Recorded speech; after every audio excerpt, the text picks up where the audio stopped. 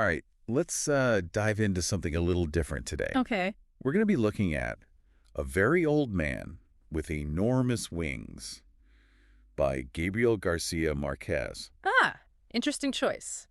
Yeah, a lot of you sent this one in, so it seems like it's really resonating with people. For sure. This whole idea of like what happens when the extraordinary, the divine, the magical just kind of, you know, Yeah. lands on your doorstep. Literally. Yeah, literally. Like, how do you even react to that?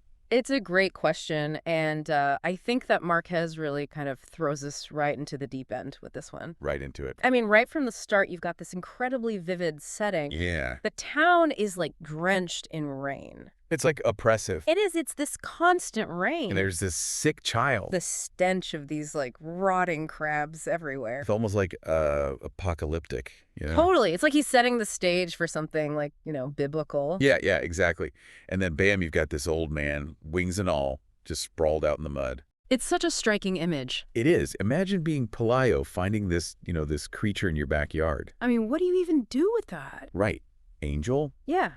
Or something else? I mean, that's the question that hangs over the whole story, isn't it? Totally. And Marquez plays with that so well. He does. He doesn't give us any easy answers. Nope. You've got the neighbor woman who's just like convinced, oh, this is an angel, no question. Case closed. And then you have Father Gonzaga, Who's a little more, skeptical. yeah, he wants proof, evidence, Wants the scientific method applied to this, like divine being. Right, which is in itself kind of, ironic. Totally. But what I find really fascinating is how the townspeople react to this whole situation. Yeah, their behavior is interesting, to say the least. Let's just say they don't exactly pass the morality test. Definitely not. At first, there's this sense of awe, Mhm. like, wow, we've got an angel. The curiosity, But it quickly turns into something else. something much darker. Yeah, it's almost like they see him as this, Opportunity? yeah, like, hey, we can exploit this, make some money, maybe even gain some power. It's pretty messed up. It is. Like the whole make him mayor idea. Or breed a race of winged humans. It's both hilarious and disturbing at the same time. Absolutely. So, like, what do you think that says about us, about human nature? Well, I think it speaks to our desire for control. Okay. This deep-seated need to understand and categorize everything. Even the things that defy categorization. Exactly. Mhm. And when we can't do that, when we're faced with something truly other, it kind of freaks us out. Yeah, makes us uncomfortable. And I think that's where the cruelty comes in. Okay. The pelting with food, the pulling feathers. They're branding iron. It's like they're trying to assert their dominance over him, to make him small, manageable. like if we can hurt him, then he's not so scary anymore. Right. And it's a way of, like, distancing themselves from his otherness. By dehumanizing him. Exactly. Which is ironic because in doing so, they're kind of losing their own humanity. Yeah, there's a real paradox there. There is. This whole idea of trying to prove you're human by being inhumane. It makes you wonder, doesn't it? Would we behave any differently? If we were in their shoes. Yeah, faced with the extraordinary, the inexplicable. Do we rise to the occasion?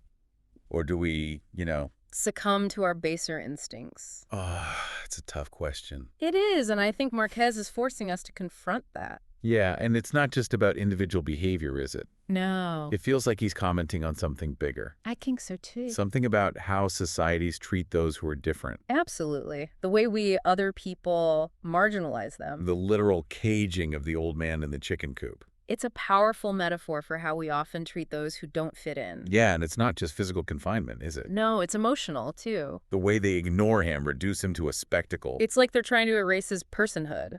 Which brings us to his passivity, Mm-hmm. which I think is one of the most, Unsettling. unsettling aspects of the story. It is. Like, why doesn't he fight back? Why doesn't he, assert himself? Especially if he's an angel, right? Yeah. You'd expect a little more, I don't know. Angelic behavior. A little more, oof. But he just endures it all with this, like, quiet dignity. It's almost like he's above it all. Detached from the human drama. Yeah, but then there are these little moments. Glimmers of something else. Yeah, like when he tries to make himself comfortable in the chicken coop. Or how he reacts when they burn him with the branding iron. You see a flicker of, like, I don't want to say humanity, The but vulnerability. yeah, vulnerability. It makes his passivity even more perplexing. It's like he's both present and absent, engaged and detached, all at the same time. It's hard to pin him down. Yeah, which I think adds to his otherness. Definitely. And speaking of otherness, that brings us to the arrival of a very different kind of other. Okay, the Spider-Woman. But before we get to her, Yeah. I have to ask, do you think the old man's passivity is a choice? Ooh, good question. Or is it, as some critics have suggested, a form of power? Like a silent indictment of their cruelty. Exactly. It's a fascinating question. One that we'll need to explore further as we delve into the Spider-Woman's arrival. And how it complicates the town's relationship with the extraordinary even more. Okay, I'm hooked. All right, let's talk about the Spider-Woman. She's like, the Spider-Woman, it's like she's this, almost like a funhouse mirror reflection Okay. of the old man. Yeah. They're both, these figures of these beings that kind of break our normal categories. Yeah. But she's so different in how she presents, Right. Instead of this quiet, dignified presence like the old man, Yeah. she's all spectacle and shock value. It's true. Half woman, half giant spider. Talk about a sideshow attraction. And the thing is, the townspeople eat it up. Totally. Which is like what Marquez is doing, Yeah. He's using this magical realism, these crazy elements like the angel, the Spider-Woman. Right. Not just for fun, but to make us look at our own world, our own reality. Oh, I see what you mean. It's like he's asking, what is it about the Spider-Woman that draws you in? And why do you ignore the old man?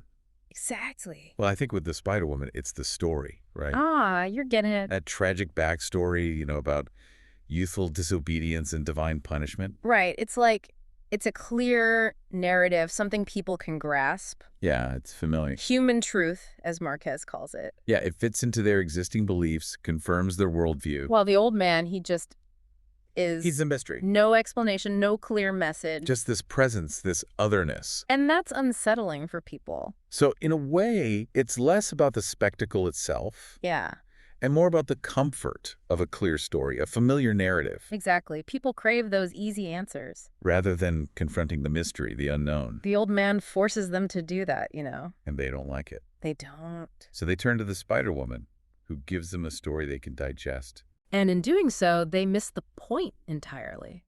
Which is, The Spider-Woman, with her monstrosity, becomes a source of entertainment. right, a cautionary tale almost.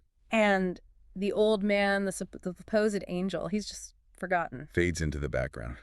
Which leads us to that ending. Yeah. It's a tough one. It is. The old man finally flies away. Yeah. And there's this sense of relief, almost. Especially from Elisanda. She's just like, glad he's gone. Like he was a burden, An inconvenience. but they made good money off him, right? Oh, yeah, the admission fees, the whole spectacle. New house, nice clothes. They profited from the divine. It's pretty scathing, isn't it? It is. It's like a commentary on human greed. We commodify everything. Even the sacred. Yeah, it's like that image Marquez uses. What is it? The old man becoming an imaginary dot on the horizon, fading away Forgotten. as if he was never there. And that, to me, that's the saddest part. More than the cruelty, even. Yeah, it's the indifference. Way we just dismiss the extraordinary when it doesn't suit us. We shut it out. So what are we left with then? That's the question, isn't it? What's Marquez trying to tell us? I don't think he's giving us, like, a simple answer No. or a clear moral. It's more of a The challenge. provocation. Yeah, like, look inward, he's saying. Examine yourselves, See your capacity for wonder but also for cruelty. and for indifference He's holding up this mirror to human nature. with all its messiness. Yeah. And it's up to us to decide what we see. So for everyone listening, Yeah. where do you fall on this? Are you the curious neighbor? The skeptical priest? You see yourself in the townspeople? Are you horrified by them? There are no right answers here. But hopefully, this deep dive, it's giving you a new way of looking at the story. And maybe even at the world. That's what great literature does, right? It makes you think. It sticks with you. And speaking of sticking with us, Oh, yeah. there's that one last detail I think we need to unpack. What's that? That little bit about Paleo building a new house Right. with bars on the windows. To keep the angels out.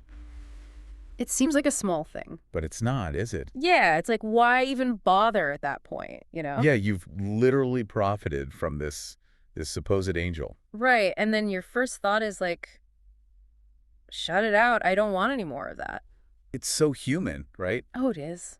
Like this desire to, like, control the Fill the uncontrollable. wall against the unknown. You've got this taste of the And then extraordinary. you immediately try to shut it out. It's like they've chosen security over wonder. Complacency over openness. They've literally, like, barred themselves from grace. It's that final irony, you know? The ultimate takeaway. And it just makes you wonder, like, what are they really so afraid of? Another angel. Or maybe, like, the part of themselves that still remembers. Oh, that's interesting. That remembers the awe, the fear, The unease. the disruption of it all. Easier to just shut it out. And confront those feelings, you know? Build those walls. Instead of building bridges. So it all circles back to that question we keep coming back to. Yeah. What does it mean to be human?